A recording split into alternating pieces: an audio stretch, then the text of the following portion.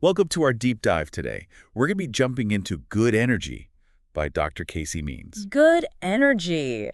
The surprising connection between glucose, metabolism, and limitless health. Yes, that's the one. And we've got a bunch of cool stuff to dig into. Oh, yeah. Like what? Well, we've got excerpts straight from the book, obviously, but also some online reviews. Nice. Always good to get different perspectives. Exactly. And even, get this, a Reddit post that really got me thinking. Reddit. Interesting. Okay, so what's the game plan for today? What are we hoping to uncover in this deep dive? Basically, we're going to try to understand Dr. Means' core argument. She's saying that a lot of the health problems we see today, they actually share a common root. Okay, I'm intrigued. Like, what kind of health problems are we talking about? Well, she covers a really wide range. Things like, anxiety and depression. Mood disorders, got it. Yeah, exactly. But then she also talks about chronic diseases like heart disease and even cancer. Wow, that's a pretty broad spectrum. It is. And her point is that they might all stem from something called metabolic dysfunction. Metabolic dysfunction. So how does she define that? It's all about how well our cells create and use energy. Interesting. So that kind of challenges the traditional medical model, right? Where you go to a specialist for each specific symptom. Totally.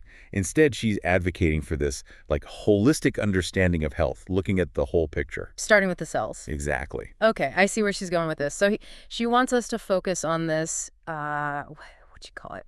Metabolic. Function. Yeah. Right. So how do we know if we have this metabolic dysfunction thing going on? Well, that's where it gets really interesting for for everyone listening.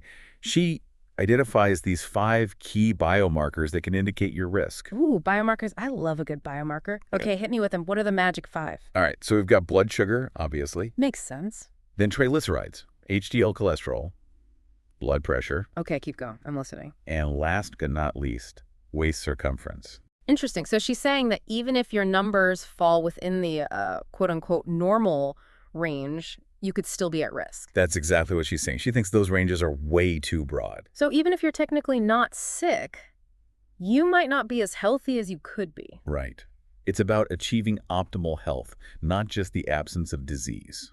I like that. Okay, so we've got these 5 biomarkers, but how do they all tie back to this idea of good energy? I mean, it's a catchy phrase, but is there actual substance behind it? Oh, absolutely. She defines good energy as a state of optimal metabolic health, where your cells are basically humming along, powering all your bodily functions. Okay, so it's like a well-oiled machine. Everything's running smoothly. Exactly. And this impacts everything, not just your physical health, but also your mental well-being. Makes sense. So if your energy is good, you feel good, both physically and mentally. Precisely. And if it's not, well, that's when you start to see those issues we talked about earlier. The anxiety, the fatigue, the chronic diseases. This is fascinating stuff. Now, one thing I noticed in some of the reviews was this emphasis on inflammation. Apparently, Dr. Means sees chronic inflammation as like a major driver of disease. Yeah, and you know what's really interesting? One reviewer, a med student actually, pointed out that Dr. Means actually called herself an inflammation physician when she was an ENT surgeon. Wow, really? That's fascinating. I mean, it makes sense, right? If inflammation is disrupting those cellular processes, that could lead to all sorts of problems down the line. Exactly. It all ties back to that idea that everything is connected. Okay, so we've got metabolic dysfunction, we've got inflammation. And we've got good energy as the solution. Right. But before we get too carried away, we should probably address the elephant in the room. You mean Dr. Means' potential bias? Exactly. I mean, several reviewers mentioned her background as an ENT surgeon and, the fact that she founded this company, Levels, that focuses on metabolic health. Right. So is she oversimplifying things? Is she trying to sell us something? Those are definitely questions worth considering. But on the other hand, sometimes personal experience can lead to some pretty powerful insights. True. It's all about being critical and evaluating the information carefully. Exactly. So where do we go from here? Well, now that we've laid the groundwork, I think it's time to dive into the actionable stuff. The stuff that people can actually use to improve their health. Exactly. And we'll do that in part 2 of our deep dive. Okay, so actionable stuff.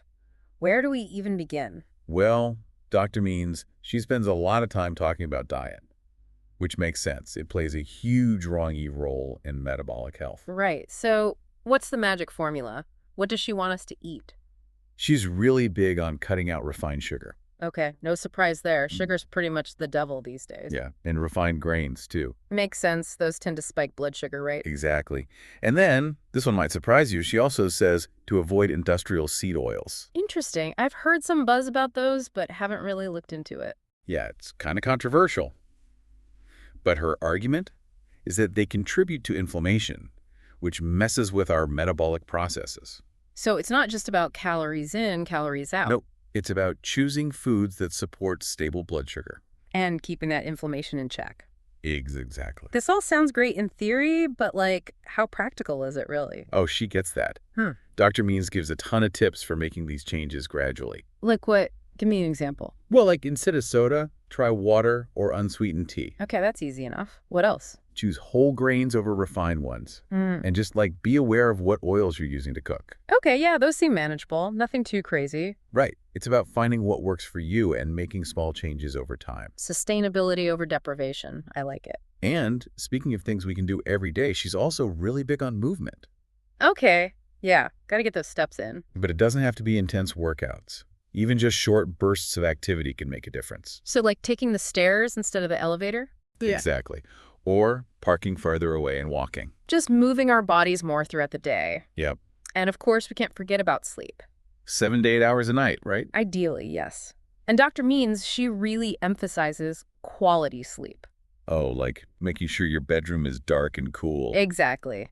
And sticking to a consistent sleep schedule so your body gets into a good rhythm. Okay, so we've got diet, movement, and sleep. The trifecta. The foundation of good health. And Dr. Means, she ties them all together under this umbrella of good energy. Makes sense. If you're eating well, moving your body, and getting enough sleep, your cells are going to be happy. And you're going to feel more resilient, both physically and mentally. Which is what it's all about, right? Feeling good and being able to handle whatever life throws at you. Exactly. Now, beyond those basics, Dr. Means also touches on something called time-restricted feeding. Oh, like intermittent fasting. Yep, that's one type of it. Basically, you condense your eating window to a certain number of hours each day. And that's supposed to be good for you. Well, the research is still pretty new, but so far it looks promising. What kind of benefits are we talking about? Studies have shown it can help stabilize blood sugar, reduce inflammation, and improve insulin sensitivity. Wow, that's a lot. There's even some evidence it might be good for brain health. Okay, so it's not just about weight loss. Nope. It's about creating a metabolic environment that supports overall health and well-being. Interesting. So Dr. Means suggests incorporating it, even just a few days a week, could be beneficial. Cool. Okay, so we've covered a lot of ground here. Diet, movement, sleep, even intermittent fasting. It's a pretty comprehensive approach. It is. But before we wrap things up, I think it's important to acknowledge that there are some criticisms of Dr. Means' work. Oh, yeah. Like what? Well, we'll delve into those, along with Dr. Means' personal story, which adds a really interesting layer to all of this in the final part of our deep dive. Okay, so we're back, ready to wrap up our deep dive into good energy. Sounds good. So what are these criticisms we need to be aware of?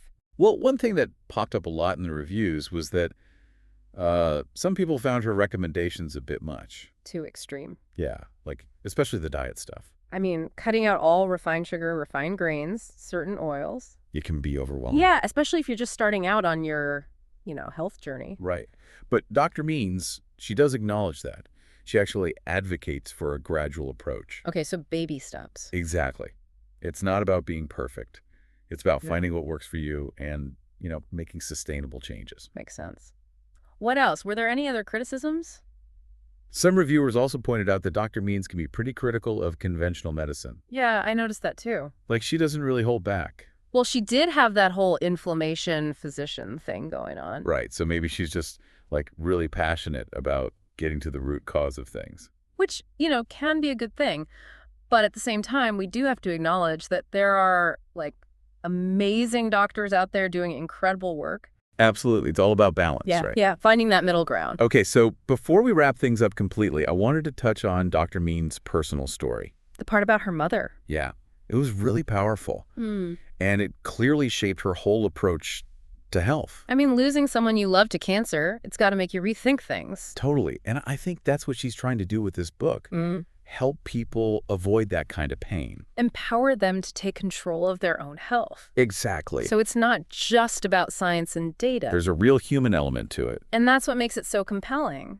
All right, so we've covered a lot of ground today. Metabolic dysfunction, inflammation, the 5 biomarkers. And of course, good energy. We've talked about practical strategies for achieving that, the importance of diet, movement, sleep. Even time-restricted feeding. But at the end of the day, it's really up to each individual to decide what works for them.